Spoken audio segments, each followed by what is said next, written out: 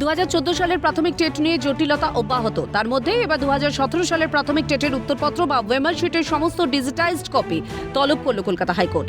2017 সালের টেটেও একাধিক দুর্নীতির অভিযোগ সামনে এসেছে। শুক্রবার তেমনই একটি মামলার শুনানি ছিল বিচারপতি অমৃতা সিনহার এজলাসে। মামলাকারী টিনা মুখোপাধ্যায়ের দাবি, 2017 সালের টেটে অকৃতকার্য হওয়ার পর তিনি পর্ষদের কাছে ওয়েমার শিটের কপি চেয়ে আবেদন জানান। অভিযোগ, পর্ষদের তরফে আসল ওয়েমার শিটের বদলে তাকে ওয়েমার শিটের একটি ফটোকপি দেওয়া হয়।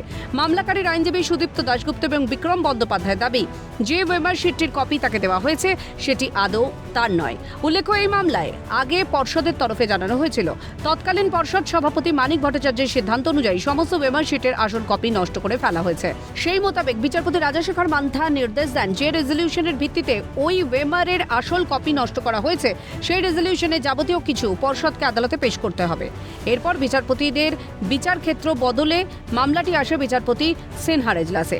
আগের নির্দেশ মতো এদিন রেজলিউশনের কপি জমা দিয়েছে পর্ষদ, আর তাতেই উল্লেখ রয়েছে, পর্ষদের বৈঠকে সিদ্ধান্ত হয়েছিল আসল ওয়েমার শিট নষ্ট করা হলেও তার হুবহু ডিজিটাইজড কপি রেখে দেওয়া হবে।